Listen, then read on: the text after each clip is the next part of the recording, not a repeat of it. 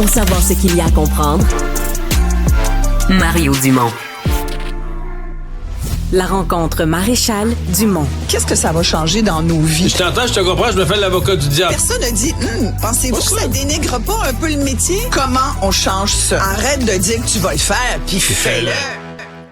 Bonjour Isabelle. Bonjour Mario. Est-ce que la culture est en péril ou est-ce que les médias privés sont en péril? Je pense que oui.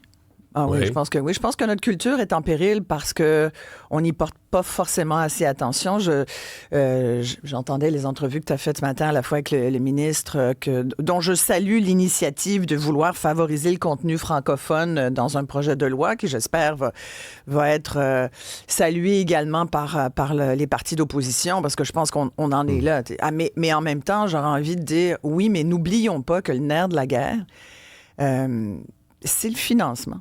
C'est le financement et je rajouterai ensuite la langue.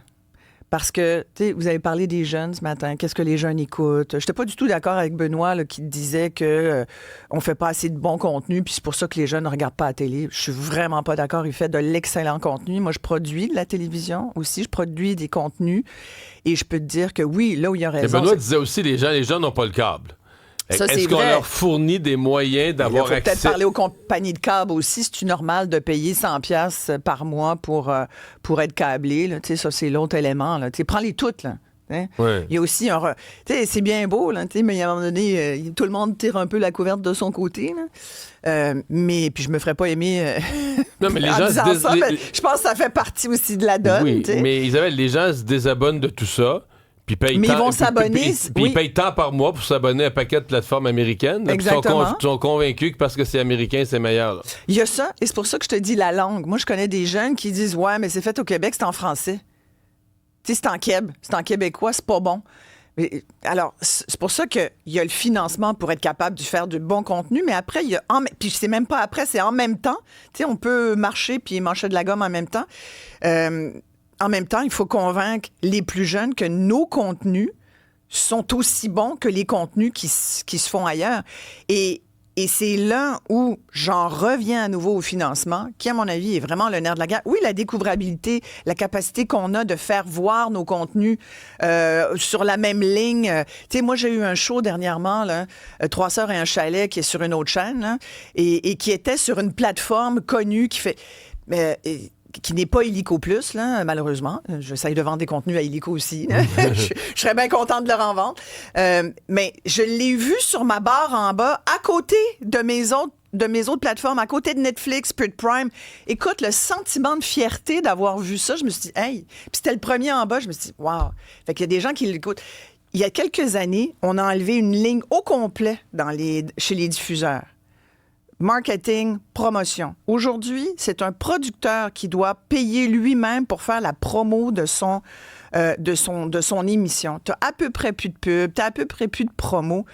Je veux dire, dans mon MBA, mais de toute façon, je veux dire, les dollars Mario, publicitaires, ils s'en vont chez Google puis Meta, c'est ça aussi. Là. Mais c'est un choix, tu comprends? Et c'est des choix que nous faisons. Alors, il y a vraiment une grande discussion à avoir qui n'est pas juste de dire aux plateformes, mettez donc du contenu francophone en avant. Moi, je dis, il va y en avoir de moins en moins de contenu francophone. C'est ça le problème parce qu'on n'est pas capable de se le payer. Il y a des gens qui disent, il y a trop de producteurs, il y a trop de production. Moi, je suis pas d'accord. Il y a des choses qui se font de moins en moins. Écoute, je pourrais t'en parler toute la journée. Documentaires. Tu vas sur les grandes plateformes Netflix, Prime, tout ça. Qu'est-ce que les gens regardent? Des documentaires. Les documentaires, là, les grandes plateformes américaines vont là-dedans, mais du documentaire, pas à 170 000 $ l'heure. Voyons donc, que tu te fais même... Tu sais, franchement, le producteur se fait 10 000 $ quand il produit un documentaire unique comme ça. Personne qui prend 6 mois, 1 an. Qui prend tellement de temps, tu comprends? Puis toi, tu finances pendant ce temps-là toute la production pour te faire 10 000 $. Voyons donc. Puis on a des budgets qui sont scrutés à la loupe. Puis ça se peut que tu passes pas au FMC parce que les 2 personnes qui décident de ta vie vont peut-être trouver que ça ne répond pas à nos critères. Écoute, je suis partie. Ça y est. Bon. Écoute, mais tu comprends, c'est l'argent, ensuite l'argent et nos choix. nos choix par rapport à notre langue et notre culture. Mais c'est une grande discussion qu'on doit avoir, là, vraiment.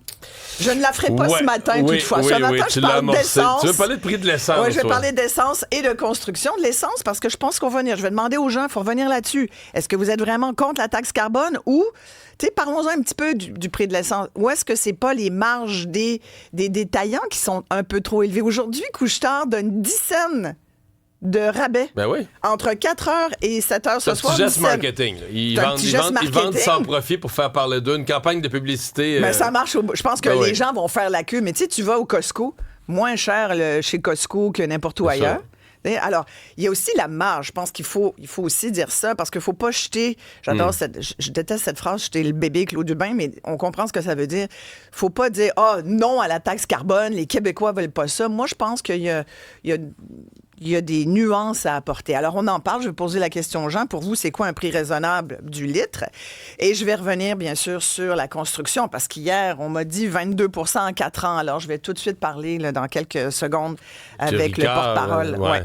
Mais on dirait que ça s'en va vers une grève là, inévitable. C'est sûr, j'ai parlé avec la PCHQ tout à l'heure qui me disent ce que le syndicat a fait hier, c'est une farce. Ils nous font la même proposition qu'au début avril. Ils nous disent qu'ils veulent plus négocier sur cette base-là. C'est à prendre ou à laisser. Oui, mais c'est pas ça qu'il m'a dit hier. Fait qu'on va clarifier ça tout de suite. Clarifier ça dans les prochaines minutes. Merci à Alexandre Dubé, Marianne Bessette. Merci à vous d'avoir été là au cours des 3 dernières heures. Je vous laisse au bon soin d'Isabelle Maréchal. Bonne émission. Merci.